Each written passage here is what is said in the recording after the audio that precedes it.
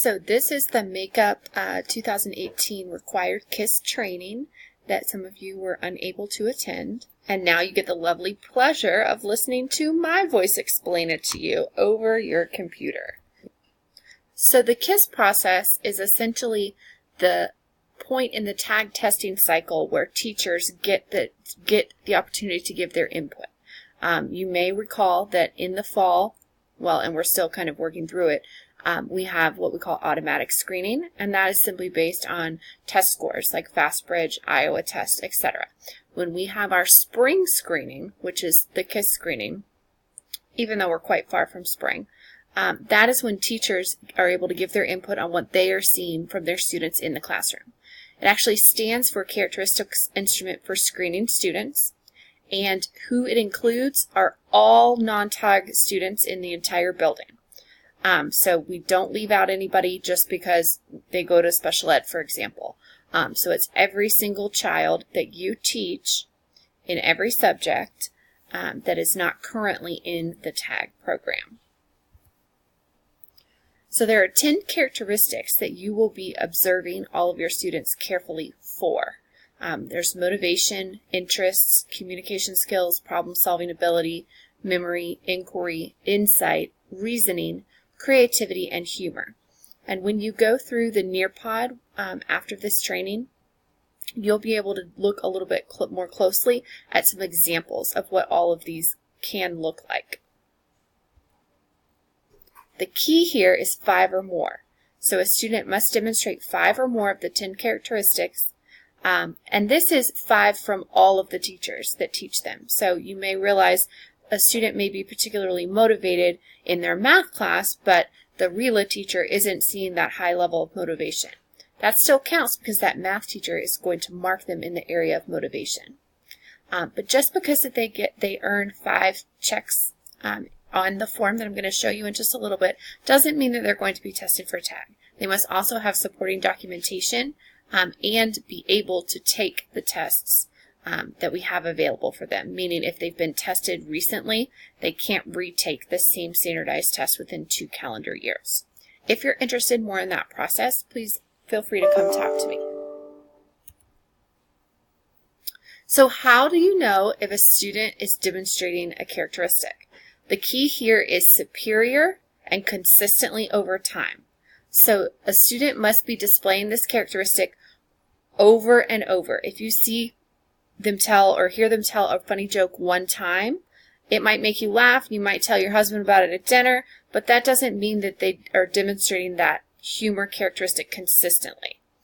When we talk about superior compared to their peers, I want you to think about all students that you've ever taught at that age group. So it doesn't necessarily just mean the 30 or so students that you have within the 4 walls of your classroom this year, because those students may be at a higher level. You may have a class where your students are all accelerated, and so that particular student may not stand out when compared to that class, but when you compare them to all students their age, they would stand out as being superior. So the examples of the 10 characteristics, you are actually going to be looking through that when you can read all of these in the Nearpod. But this is a chart that I will put into your box that shows kind of a breakdown of the 10 different characteristics and some potential things that you may notice. So for motivation, they may have an intense desire to achieve, strive to satisfy a need, or attain set goals. So those are your students that are really, they're self-starters. They come up with these ideas on their own. They're really excited to make it happen. They have aspirations. They tell you, I had a student last year that was, I want to be president. She ran for student council. She won the officer position. She was obsessed with Ruth Bader Ginsburg. She was motivated. Interests often can be very unusual. There are activities, objects, etc., that are very special to these students.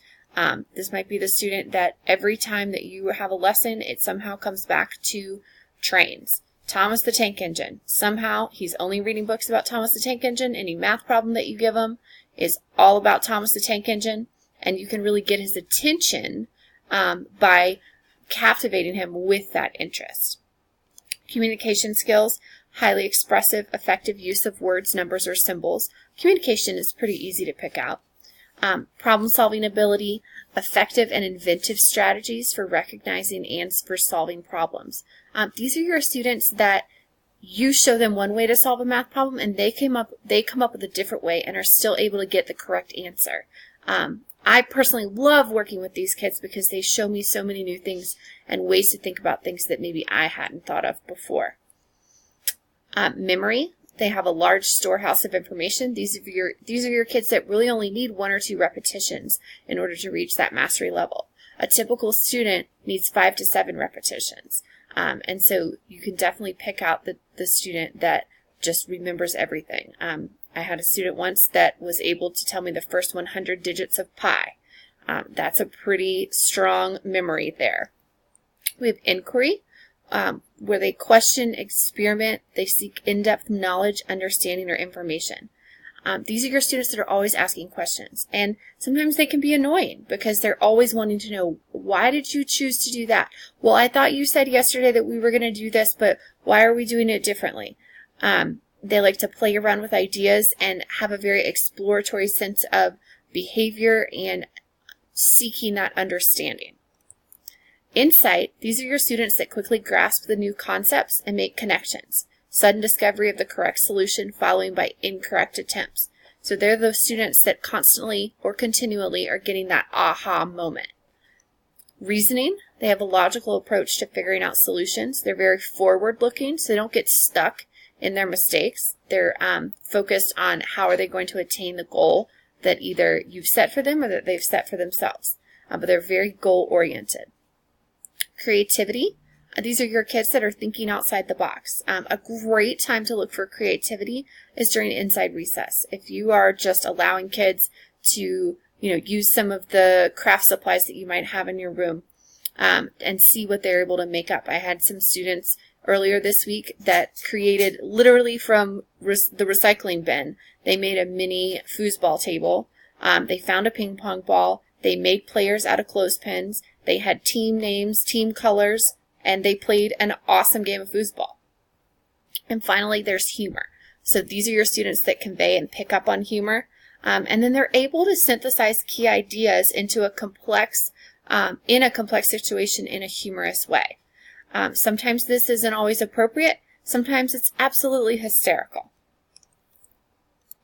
What's most important to note is that these characteristics are not always displayed in a positive way. Each of the 10 characteristics have very positive qualities, and they can also have very negative qualities. So please make sure that you are looking at both. All right, a couple of reminders. So all certified teachers, if you have your teaching certificate, you should be using this KISS form. All non-tag students are going to be KISSed, including special ed. We have several students in our program that are what we call dual enrollment, which means they are in special ed and also in tag. If you see a student do something once, that doesn't mean that you check the box. It must be consistent and superior. If there are 5 areas checked on the form, it does not mean that the child will be automatically placed in tag. It doesn't even mean that they'll definitely be tested.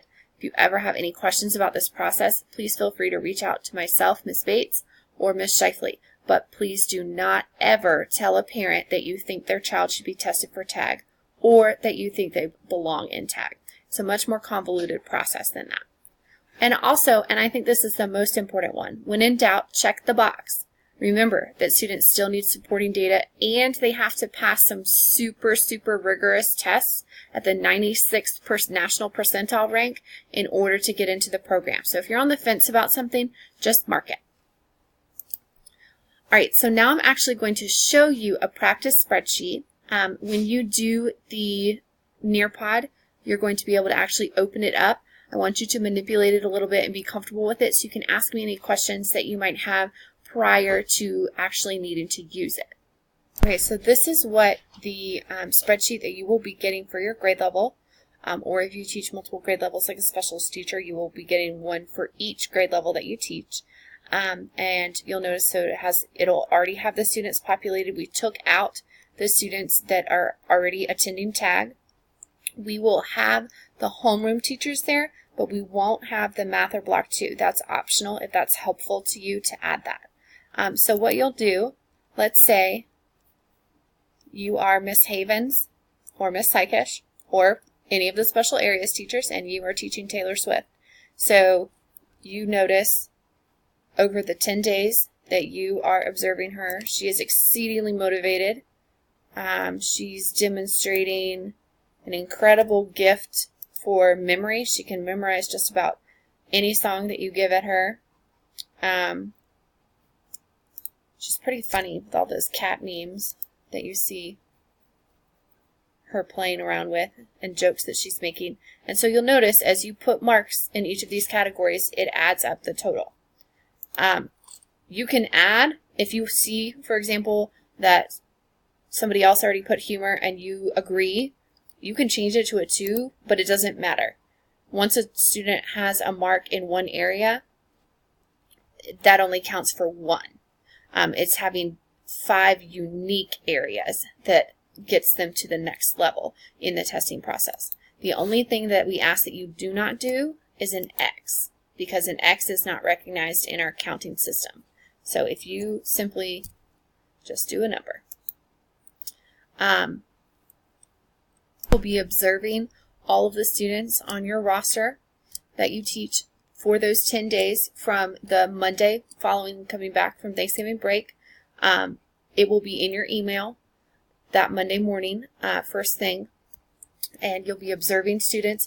If it's helpful for you to mark in this actual Google Doc, kind of to take notes in a sense, that's fine, but you should not be signing off until the 10 days are up. So you're able to sign off on the 7th, saying that you've completed your marks. Now the 7th deadline is the deadline for all teachers to have completed all of their potential marks on this sheet. Non-homeroom teachers can then go to the teacher sign-off page and sign off that they have either done all of the marks, observed those students for the 10 days, and they would type their name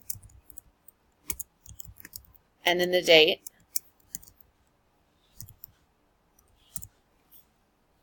You should not be signing off any day before the 7th because you must be observing students for those 10 days. If you're a teacher for special areas and you don't teach any students in that grade level, just put NA. So that means that you didn't need to observe anybody. But again, the importance is that you allow that whole 10-day window from the 26th of November through Friday the 7th. Now on Friday the 7th at 3 p.m., all marks need to be in to this spreadsheet, so then homeroom and math teachers can look and see who needs supporting data. They're only able to tell that if someone has more than 5 in the total characteristics. So if you notice, Taylor Swift has 5 checks, and it's after December 7th at 3 o'clock. So she has 5 or more characteristics. Her homeroom or her reading teacher, depending on what grade level you're in, will be putting in her continuous achievement level and her FastBridge reading percentile rank. Her math teacher will be putting in her math continuous achievement level and her math percentile rank. Please do not put things like 3.1 or 3.2 math. It has to be either on, advanced, or accelerated, and that's where they currently are at this moment. We will be working with Sarah if a student is tested with the DPAs coming up. We will make those adjustments. So you're just working with what is happening right now.